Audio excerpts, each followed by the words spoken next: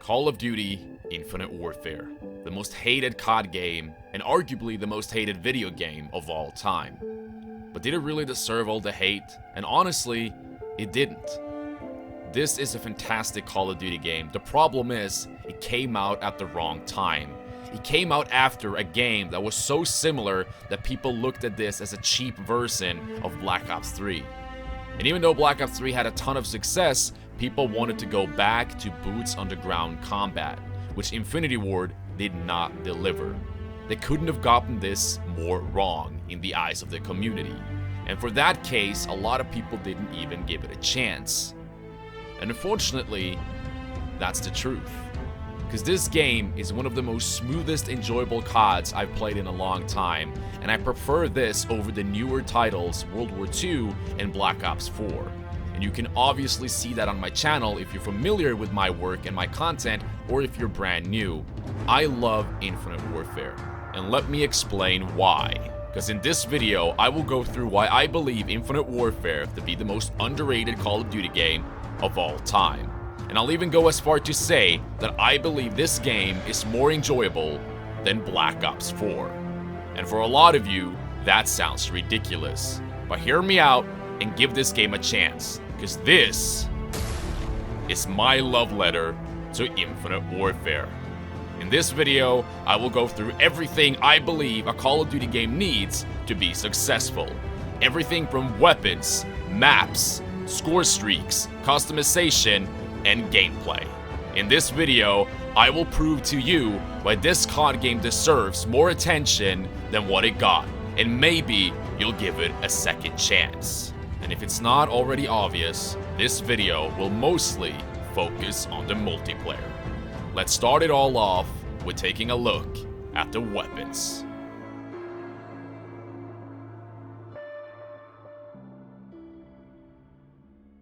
And even in this category, people was very concerned before the game actually came out, because we knew that the weapon variant system was returning in Infinite Warfare. And based on history in Advanced Warfare, this is not a system that players were really excited about, because in that game, if you had the best variants, you had an advantage, and you can only get them through supply drops. So this was a huge concern once again before the game even came out. And I'm not going to lie, in Infinite Warfare, there are some epic variants that are really powerful and changes the base variant so much that it becomes way stronger. Examples of this is the model shotguns, which allows you to have one of the most powerful weapons, dual wield, running around taking people down. But then again, there wasn't a lot of these very overpowered epic variants. Most of them was very unique, allowing you, for example, to reload faster, call in a tactical nuke, or have an integrated suppressor. And Call of Duty Infinite Warfare was generally a game where we had a very fast time to kill, which means most of the weapons was really effective. And what I find to be really sad is when I look up on YouTube and I see one of the most popular YouTubers making top 10s lists of the worst Call of Duty games or the worst gun balancing we've ever seen in Call of Duty, and all of them always put Infinite Warfare on the last place. And they obviously haven't even played the game, at least not enough. Because in my opinion, if you actually played Infinite Warfare, you'll know that this is the most balanced game I've seen in a very long time. Because you can pretty much use any gun in Infinite Warfare, assault rifle, SMG, LMG, sniper, shotgun, and you can be effective. This is the only Call of Duty game where I can use every single weapon category and still have an enjoyable time and destroy lobbies. And if you were unaware, Infinite Warfare was the first COD game after the supply drop system was released to give you all the DLC weapons for free. If you had the Season Pass, you would get access to the base variant of the new weapons instantly, and if you didn't have the Season Pass, all you had to do was to complete a set of challenges that honestly wasn't that hard at all. So everybody would get the chance to try the new weapons. But of course, with every new DLC weapons, we also had new variants that only could be accessed through supply drops or eventually crafted in the prototype lab. And I'm not saying that this is the best system out there, but I do prefer it more than what we have in Black Ops 4 today. But we're not going to talk more about the supply drop system right now, we'll do that later in the video. Now it's time to move over to the maps. And honestly, Infinite Warfare brought the most variety to maps I've ever seen. We're fighting on different planets and locations, they're colorful, vibrant, and they have a nice flow to them with wall runs and a good structure that makes the game feel and play smoothly. Honestly, I've not played maps like Infinite Warfare that I've really enjoyed in so long, and even the DLC maps were fantastic. Most of the times we don't really enjoy the DLC maps and it splits up the community. It still did that in this game, but the maps were actually very enjoyable, and some events allowed you to play them for free. For example, the summer events allowed you to play the map Turista, which turned out to be one of the greatest maps in Infinite Warfare. Of course, this is all personal preference and opinions, but in my opinion, all the maps in Infinite Warfare were brand new and I loved all of them. There's seriously not a single map in IW I hate, but there's some I enjoy less than others, and there's a lot of maps I absolutely love, like Precinct, Mayday, and Genesis. These maps are amazing. And even in Black Ops 4, which I'm not trying to throw hate at, but most of the maps are returning maps for older Call of Duties, and the newer ones are not really that good. But then again, it's all personal preference, and I can't say which maps are good or not, that's entirely up to you. But in my opinion, the maps in Infinite Warfare was beautiful and amazing. And now, over to the most unique thing about any Call of Duty game, which really makes it different from any other first-person shooter, the score streaks, which is a highly important part of any multiplayer of Call of Duty.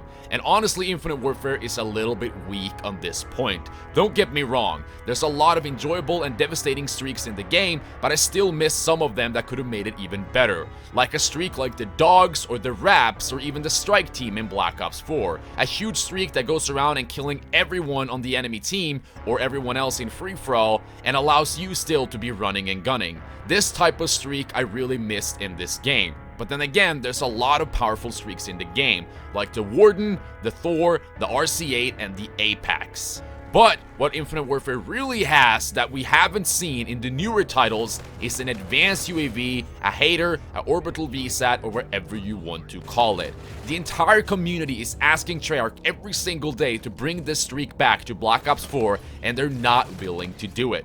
The most fan-favorite streak for the people that actually are skillful at the game and want to be rewarded. But to get the classic advanced UAV that you love, you have to buy the epic variants from your salvage, which changed down the road on Infinite Warfare. So in the beginning, you only saw the arrows, but it acted like a normal UAV. You couldn't see constantly where the enemies were moving. But it did change, and with the variants for the kill streaks, it even brought more customization to your loadout. So even though it wasn't there from day one, eventually the kill streaks got a lot more interesting. And now, it's time to look at the gameplay. And of course, all the things I've listed already will be a huge factor to if the gameplay will be enjoyable or not, but the biggest thing that made people turn their backs to Infinite Warfare was the return of advanced movement.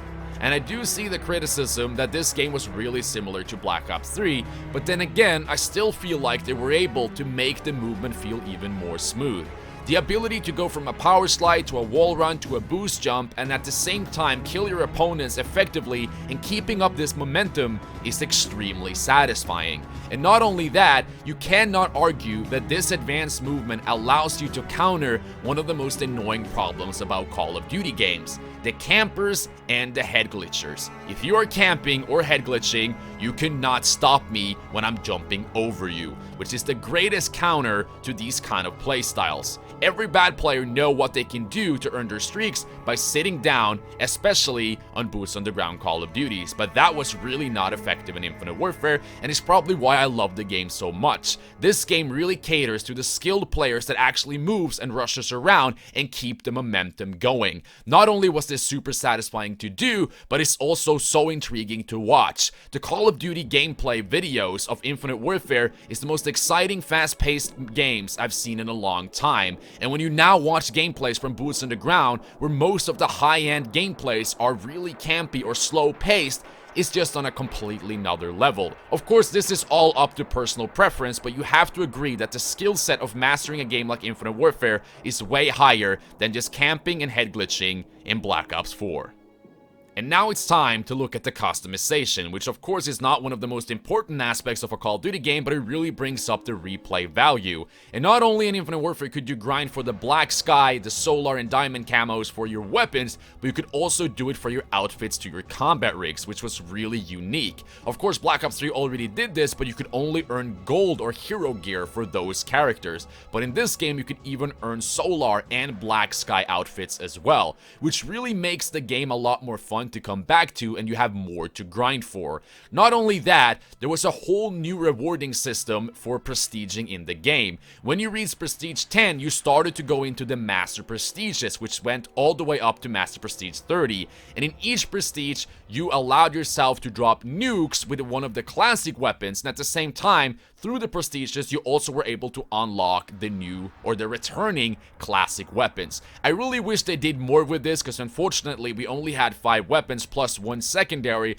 They could have brought back so many more classic weapons to make this a lot more interesting, like the ACR, the MP7, which really would have made a lot of the people in the community so much more excited about Infinite Warfare. We did get some other fan favorite weapons like the Intervention and the UMP, but we still wanted more, and I'm really disappointed to see that Infinity Ward didn't do more with the classic weapons, but still, there was more to grind for.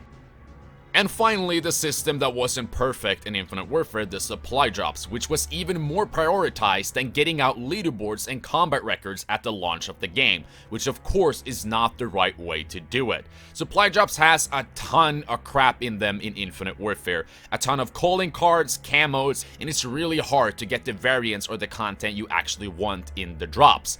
It's usual you can open a common for 10 keys or a rare for 30 keys, and you could earn crypto keys or just keys in this game by playing the game, completing contracts, which was really nice to see. The contracts were back, and you could do certain things in game every week to complete these and earn keys or supply drops or even outfits for your hero rigs, or even hacks that open specific variants. And of course, there was new bundles almost every single week. There was events which allows you to get these weapons you wanted easier, which I really did appreciate, but still is not the perfect system. And you also had the prototype lab where you could craft exactly the weapons you wanted for the salvage you've earned. And this was not a terrible system, but then again, not all of the variants were actually in the prototype lab, which is a problem and was only hiding behind supply drops. But what I really liked was the new introduction to mission teams, which actually gave you a whole new reason to finish your games, because you got separate challenges you could complete in game, you earned XP, you could level up your mission team, and then you granted access to several variants. And some of the best variants in the game is behind mission teams, which the only way you could unlock was leveling up that certain team by doing challenges, which was absolutely amazing, and once again, more replay value to the game. But please don't get me wrong, I'm not saying that this supply drop system is the greatest, it absolutely isn't, but I do prefer it over what we see in Black Ops 4 today with the tiers and their contracts that you actually have to pay for to be able to unlock. And that is everything I wanted to say about the multiplayer of Infinite Warfare. Of course, we also have the campaign and the zombies, which I both really enjoyed. The campaign is the best one I've actually seen since the glory days of Modern Warfare. I actually really cared about the characters in the campaign, and the story was actually really intriguing, and I highly recommend you to check it out if you haven't done it already. Yes, it's in space, but if you can look through that, you probably are going to enjoy it. I highly recommend it, and it's the best one I've seen in the newest years. The zombies was a brand new take to the mode. It was a little bit more goofy, more colorful, and it didn't take itself that serious, but personally, I enjoyed it a lot.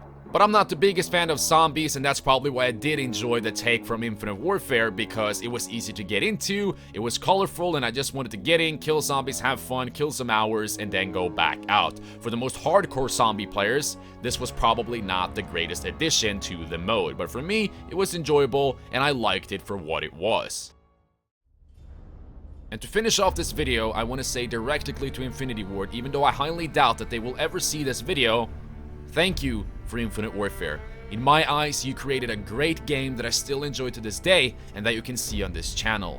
And if you want to see more of this game and see why I enjoyed so much, I highly recommend you to subscribe, because not only has this game meant a lot for me, I've enjoyed it more than anything else the last 3 years, but it also allowed me to be in the position I am right now with my YouTube channel. All the love and support is because of my content on Infinite Warfare. I didn't really enjoy World War II, and now I'm not really enjoying Black Ops 4 except of Blackout, so I'm still posting content on this game, and I still get new viewers every single day that has discovered that this game is worth giving a second chance. So I know it came out at the wrong time, and I'm sorry for that, Infinity Ward, but you did a great job, and this game, it's value for its money. But once again, Infinity Ward, thank you for Infinite Warfare. This has been my love letter to you, the most underrated Call of Duty game. Thanks for watching, subscribe, hit the like if you did enjoy, and hit notifications if you always want to know when content comes down to the channel.